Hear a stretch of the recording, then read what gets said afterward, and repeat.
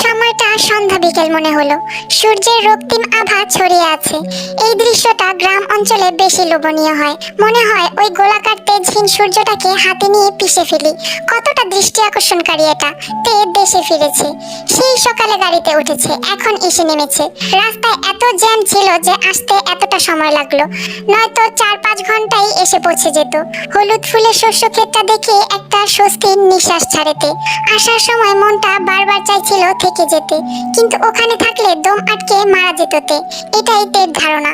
তাই তো চলে এসেছে প্রিয় মানুষদের ছেড়ে। যদিও তে যাকে প্রিয় মনে করে তার কাছে সে একদমই তুচ্ছ বস্তু ছাড়া আর কিছুই নয়। আসার সময় ফোনটাও নিয়ে আসেনি, ওই বাড়ির অনুপরিমাণ জিনিসও নিয়ে আসেনি তে। তবে আসার আগে বার কয়েক বাবাকে ফোন দিয়েছিল, কিন্তু কল বারবার ওয়েটিং দেখাচ্ছিল। তাই আর অপেক্ষা না করে চলে এসেছে। কত দীর্ঘ সময় পর এই গ্রামটাকে দেখছে তে। গ্রামে ফিরলো মনটা যেন ওই শহরের মানুষগুলোর কথাই মনে করিয়ে দিচ্ছে। নিজের বাড়ির সামনে এসে দীর্ঘ একটা শ্বাস ছাড়েতে। আসার পরে অনেকেই দেখেছে, কিন্তু তেমন চিনতে পারেনি। কিভাবে চিনবে? সেই কত বছর হয়ে গেছে যে হোপের মেয়েকে দেখেছে। তেও আগ বাড়িয়ে কাউকে ভালো মন্দ জিজ্ঞেস করেনি, কারো সাথে কথা বলতে ইচ্ছে করেনি। তাই ছোটখাটো একটা বাড়ি, এমনটা নয় যে একদম ছোট, আসলে শহরের ওই বাড়ি থেকে একটু ছোট, আর ওই রকম রাজকীয় স্টাইলের নয়। কিন্তু গ্রামের দিক দিয়ে যে হোপের বাড়িটি বেশ উন্নত। গেট খোলাই আছে, কিন্তু বাইরে জেনি বা মা বাবা কাউকে চোখে পড়ছে না। হয়তো ভেতরেই আছে সবাই ভেবে মুখে একটু হাসি ফুটিয়ে দ্রুত পায়ে ভেতরে ঢুকে। সামনের রুমে গিয়ে এক প্রকার ভয়ে চোখ দুটো ভয়ে কাঁপতে থাকে। শরীরের কম্পন বেগতিক হয়ে ওঠে। বিছানার ওপর পায়ের ওপর পা তুলে চোখ বন্ধ করে মুখে জ্বলন্ত সিগারেট টেনে ধোঁয়া উড়িয়ে যাচ্ছে জাংকুক। কপালে হাতে হালকা রক্তের আভা লেগে আছে, চুলগুলো এলোমেলো হয়ে আছে। পরনে শুধু একটা ব্ল্যাক শার্ট পরা, হাতা ফোল্ড করে উপরে ওঠানো, ততটুক পর্যন্ত কালো লোম গুলো দৃশ্যমান। তে কাপা গলায় বলল, আপনি এখানে কখন আসলেন? জাংকুক যেন কিছুই শুনছে না। তে 2 কদম সামনে গিয়ে বলল, আপনি এখানে কেন এসেছেন? জাংকুকের কোনো হেলদোল দেখা গেল না। তে এবার এই রুম ছেড়ে অন্য রুমে গিয়ে মা বলে ডাকতে লাগলো, কিন্তু কারো কোনো আওয়াজ নেই। তে আশঙ্কা হয় কিছু করে দেয়নি তো এই লোকটা আবার। হন্তদন্ত হয়ে সারা বাড়ি খুঁজে মা বাবা বোন কারো হদিস মিলল না তে। প্রচন্ড জেদ মনে একে দ্রুত পায়ে জাংকুকের কাছে গিয়ে বলতে লাগলো, কি করেছেন আমার মা বাবার সাথে? সত্যি করে বলুন তো। জাংকুক এখনো আগের মতো। তে এবার জাংকুকের কাছে গিয়ে কলার চেপে ধরে বলল, আমাকেও আপনার ওই কালো জগতে আনতে বাধ্য করবেন না মিস্টার মাফিয়া। ভালোই ভালোই বলছি, আমার মা বাবা কোথায় বলে দিন। জাংকুক চোখ বন্ধ রেখেই হাতের সিগারেটটা তের দিকে এগিয়ে দিয়ে বাঁকা হাসে। সীমায় থাকুন, নয়তো কি করতে পারি আমি আজ। জাংকুক এবার চোখ খুলে তের দিকে তাকিয়ে বাঁকা হেসে কলার থেকে তের হাত ধরে জ্বলন্ত সিগারেটটা ঠিক শিরা বরাবর ধরে। তের অন্য হাত সাথে সাথে জাংকুকের কলার থেকে সরে যায়। কি করছেন ভাইয়া? সরান এটা, হাত পুড়ে যাচ্ছে তো। তের কাতর কণ্ঠে জাংকুকের বুকে বিন্দু পরিমাণ গলল না। তের চোখ বন্ধ করে আছে, চোখে জল ফেলে বলতে লাগলো, ভাইয়া প্লিজ ছেড়ে দিন, আমার খুব কষ্ট হচ্ছে তো। জাংকুক এবার সিগারেটটা ছুঁড়ে ফেলে নিচে তের হাতটা এক প্রকার ধাক্কা মেরে ছেড়ে দেয়। তে কাল সামলাতে না পেরে ফ্লোরে ছিটকে পড়ে। জাংকুকের চেহারায় কোনো আফসোসের ছাপ দেখা গেল না। তের কপালে হালকা কেটে লাল রক্ত দেখা গেল। মৃদু শব্দে কান্না করতে করতে হাতের দিকে তাকালো। ছিলে গেছে, জায়গাটা সত্যি পুড়ে নীলচে হয়ে গেছে, তবে বেশি ক্ষত হয়নি। আপনি বড্ড পাষাণ ভাইয়া, এক সময় তো এত কেয়ার করতেন, আজ কোথায় গেল সেই মন মানসিকতা? আপনার চোখে এত ঘৃণা কেন আমায় নিয়ে ভাইয়া? বলুন না, আমারও তো জানতে ইচ্ছে হয় আমাকে আঘাত করার কারণগুলো। ওই মেয়েটা আপনার চোখে এতটাই ভালো লেগে গিয়েছে যে এখন এমন করছেন আমার সাথে, এমনকি আমার মা বাবার সাথেও কি করে ফেলেছেন? এতটা নির্দয় কেন হলেন? জাংকুকের রাগ নিয়ন্ত্রণ হওয়ার বদলে মনে হচ্ছে আরো দীর্ঘ হচ্ছে। শোয়া থেকে উঠে নিচে নেমে প্যান্টের বেল্ট খুলতে খুলতে বলল, বলল, উত্তর চাই তোর না? আরো বল, কি কি জানতে চাস ফার্স্ট? তের চোখে অসহায়ত্বের ছাপ। চোখ ভর্তি পানি নিয়ে জাঙ্কুকের চোখের দিকে তাকিয়ে মিনতি সুরে বলল, প্লিজ আর মারবেন না, আপনার কাছে আর কিছু জানতে চাইবো না, প্লিজ ভাইয়া। জাঙ্কুকের ভেতরটা যেন আটকে উঠল। এই চাহনি, এই মিনতি, বাঁচার জন্য একটু নিবেদন। চোখ ভর্তি বিশাল অভিযোগের ছাপ ছোপ ছোপ করছে। এই বিশালতা কাটিয়ে কিভাবে হাত তুলবে তার সকল ব্যস্ততা ও ক্লান্ততার মাঝে শান্তি প্রিয়তার গায়ে। তে জাঙ্কুকের দিকে তাকিয়ে চোখের জল ফেলছে। জাঙ্কুক হাতের বেলটা ছুঁড়ে ফেলে সামনের দিকে। বেলটা দেওয়ালের উপর পড়ে আওয়াজ হয়। ভয়ে চোখ বন্ধ করে বলতে লাগলো, প্লিজ এমন করবেন না আমার সাথে, যেমন চাইবেন সব শুনবো ভাইয়া। আকস্মিক তে কারো স্পর্শ অনুভব করে চোখ মেলে তাকায়। তে জাঙ্কুকের কোলে। এই মুহূর্তে তের কান্নার বেগ আরো বেড়ে গেল। হিচকি তুলে বলল, আমাকে এমন করে তুলে ফেলে দিবেন তাই না? বললাম তো শুনবো সব কথা, বিশ্বাস করুন আমায়। একদম চুপ, আর একটা কথাও বললে এমন ভাবে পিষিয়ে ফেলবো যে চিহ্নটুকু থাকবে না। কার অনুমতি নিয়ে একা একা বের হয়েছিস? কালকেও চলে গেলি, কিছু বললাম না বিধায় আজকে একদম চড়ে বসেছিস। তোকে কিভাবে সোজা করতে হবে জানা হয়ে গেছে। তে জাঙ্কুকের এমন কড়া গলার কথার ওপরে কথা বাড়াতে পারলো না। কিছু বললেই তো। জাঙ্কুক টেকে নিয়ে খাটের উপর বসিয়ে চারদিকে একবার তাকায়, তারপর বিরক্তিটা নিয়ে জায়গা ছেড়ে অন্য রুমে যায়। মিনিটের মাথায় আবার ফিরে আসে সেই বিরক্তিকর ফেস নিয়ে। এসেই আরেক ঝটকা খায়। এই মেয়ে তাকে কোনোদিনও শান্তি দিবে না। রাগটা মাথায় ভর করে। উচিত ছিল ওটাকে তখন মারতে মারতে অজ্ঞান করিয়ে গতকালকের মতো পানিতে ঘুমের ওষুধ মিশিয়ে ফেলে রাখা। তারপর আর পালানোর সুযোগ পেত না। দু হাতের মুঠো বদ্ধ করে রুম ছেড়ে বাইরে তাকায়। তে মাত্রই জাঙ্কুকের হাত থেকে পালানোর জন্য বের হয়েছিল, কিন্তু জাঙ্কুককে আবার চোখে পড়তেই ভয়ে জড়সড় হয়ে আসে। বাহির থেকে বলতে লাগলো, আমাকে যেতে দিন, নয়তো ভালো হবে না মিস্টার জাঙ্কুক। জাঙ্কুক বাঁকা হেসে বলল, আবারও ভুল। ভেরি গুড, লাইসেন্স পেলাম তখনের মারটা উসুল করার। কি করবেন আপনি? মারতে মারতে আর কত মারবেন? কতবারই তো মারতে চেয়েছেন, মারেননি কেন? সুযোগ তো ছিল তাই না? এই মেয়ে কখনো বুঝবে না, এটা যন্ত্রে যন্ত্রে বোকামি মিশে আছে। ভেতরে আসবি নাকি ঝামেলা চাস? কোনোটাই চাই না, আমাকে যেতে দিন, নয়তো আপনি চলে যান। দেখুন, এটা কিন্তু আপনার শহর এলাকা নয়, বাড়াবাড়ি বন্ধ করুন আর চলে যান। দেখতে রাত হয়ে গিয়েছে, ভেতরে আয়। যদি কিছু হয়ে যায় তখন কিন্তু কি হতে পারে তোর নিশ্চয়ই ধারণা আছে।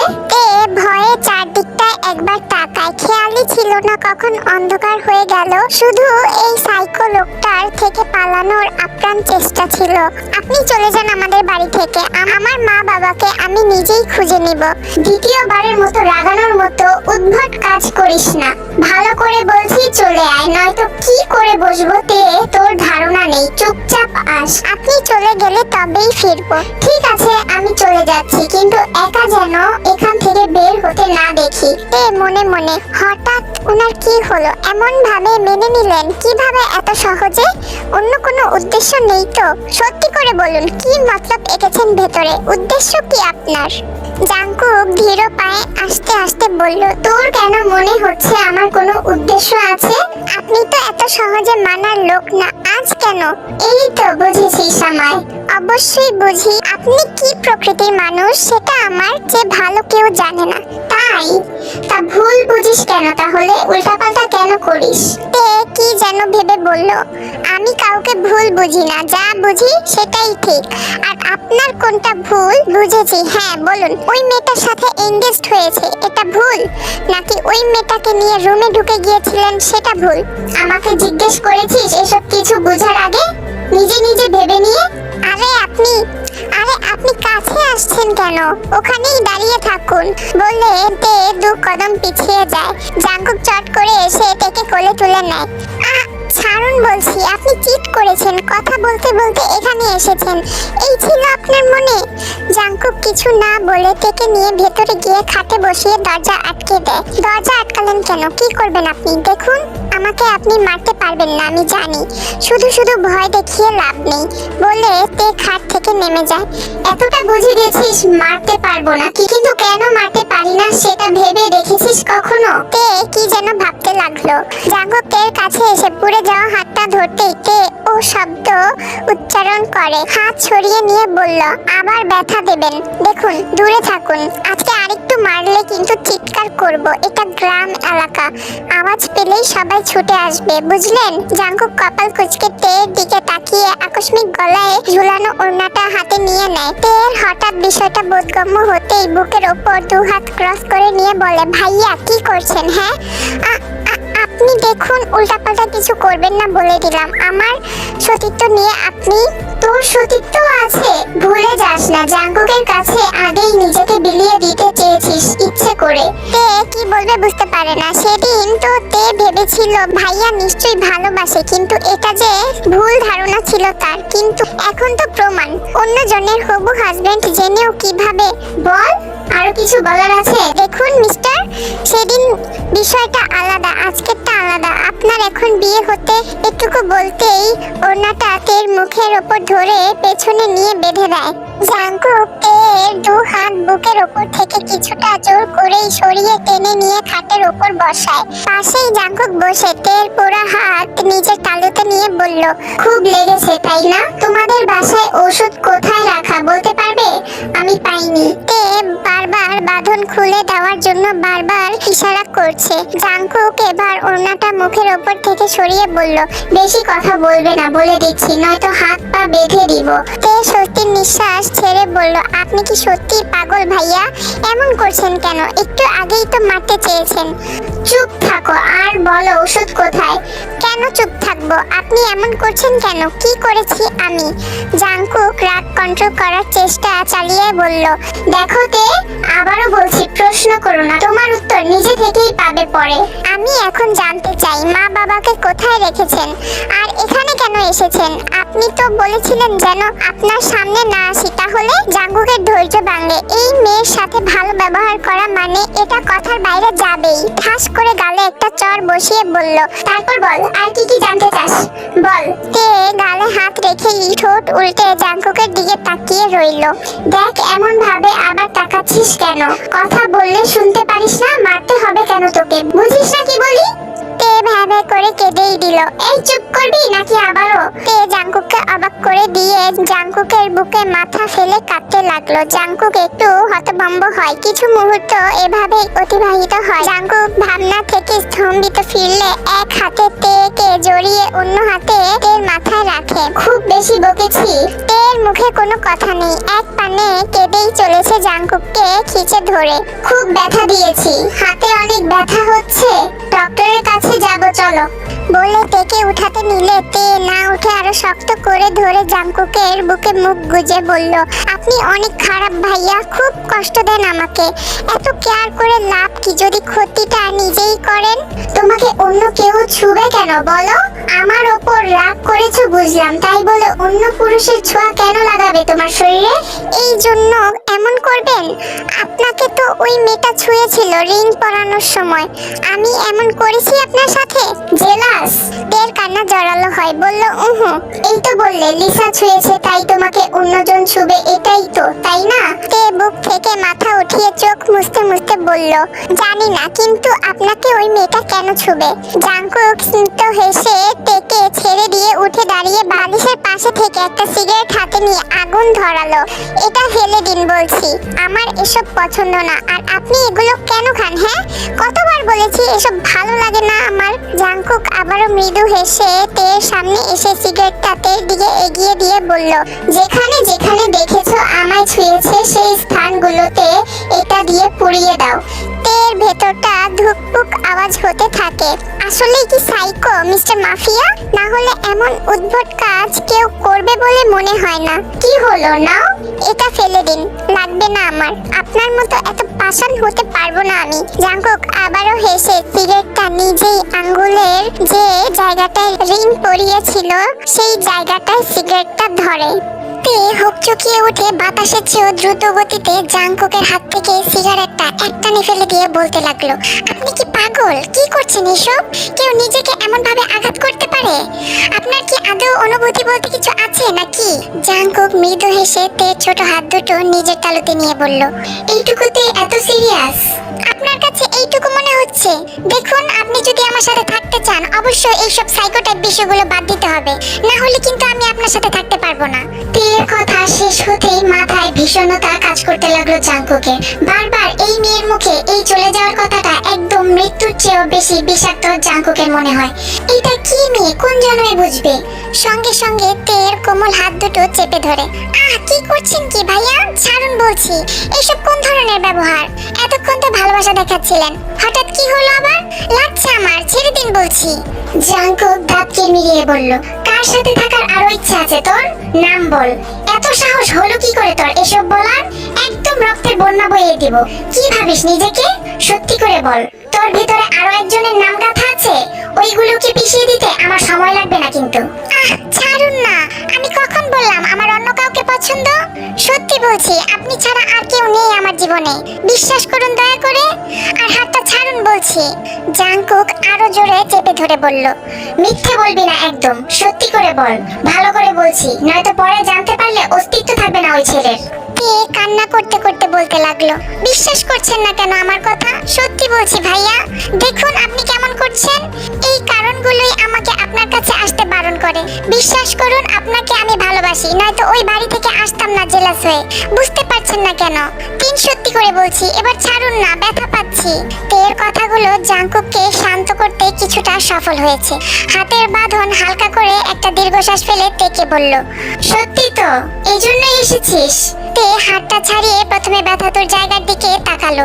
লাল হয়ে গেছে হাত দুটো, আঙ্গুলের ছাপ পর্যন্ত বসে গেছে। জাংকুক তীক্ষ্ণ দৃষ্টি ফেলে একবার দেখে নিল। আপনাকে আমার কিছু বলার নেই আর ভাইয়া, আপনার এই কাজগুলোর জন্যই। এইটুকু বলে তে থেমে যায়। আবার যদি উল্টো পাল্টা কিছু বলে ফেলে, নিশ্চিত এবার গলা টিপে মেরেই ফেলবে। জাংকুক চুপ করে উঠে দাঁড়িয়ে দরজার দিকে হাঁটা ধরলো। তে পেছন থেকে ডেকে বলল, কোথায় যাচ্ছেন ভাইয়া? একা আসার শাস্তি কিন্তু এখনো দেইনি, জাস্ট একটু মায়া হলো, তাই কিছু করব না, চিন্তা করিস না। চাচা চাচি কেউ কিন্তু বাড়িতে নেই, একাই এখানে থাকবি, আর এটাই তোর শাস্তি। তে ভয়ে লাফ মেরে উঠে দাঁড়িয়ে বলল, আপনি আমায় একা রেখে যেতে পারবেন ভাইয়া?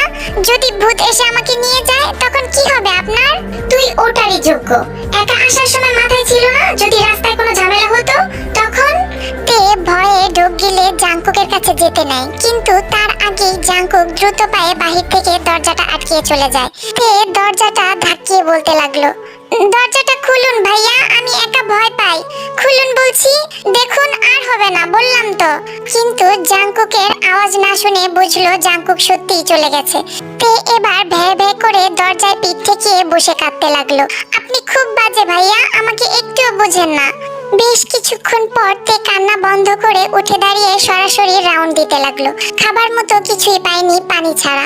মা বাবা কোথায়? উনি কিছু করে দেননি তো?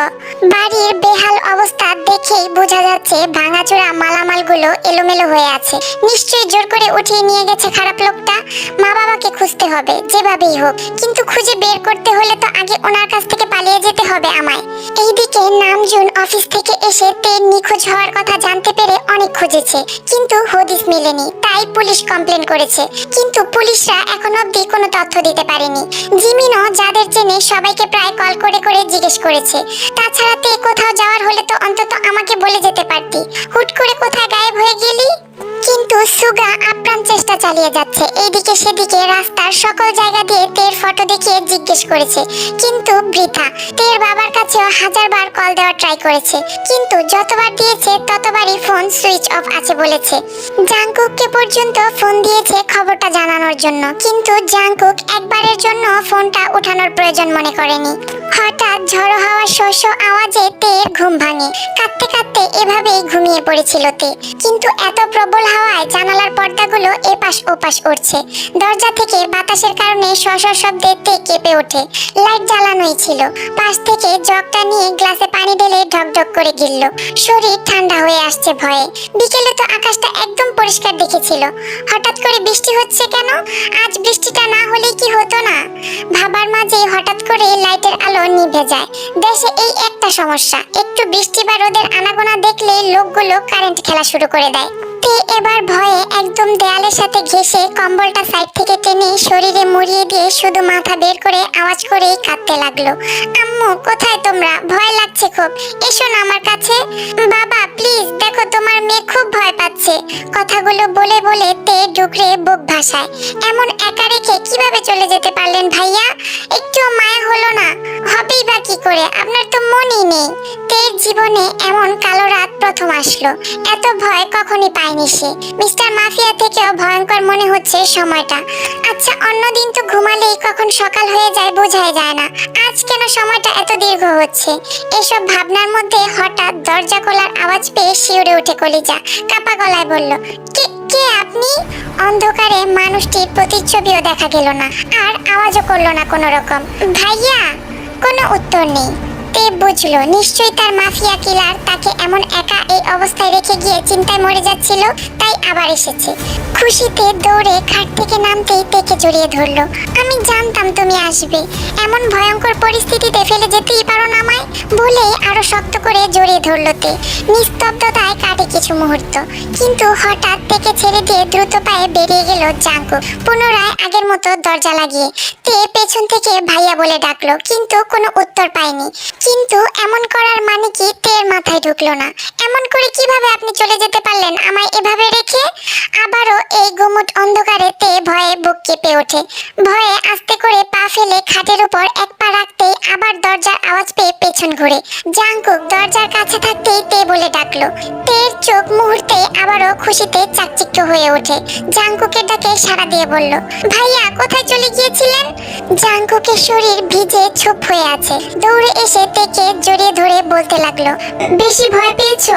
এই যে আমি এসে পড়েছি দেখো, আমার ভুল হয়ে গেছে আজ, কিন্তু বিশ্বাস করো আমি বুঝতে পারিনি এমন হবে। তেও ঝাপটি মেরে জাঙ্কুককে জড়িয়ে ধরে কাঁদো কাঁদো গলায় বলল, আপনি খুব বাজে, এমন করে শাস্তি দেন কেন?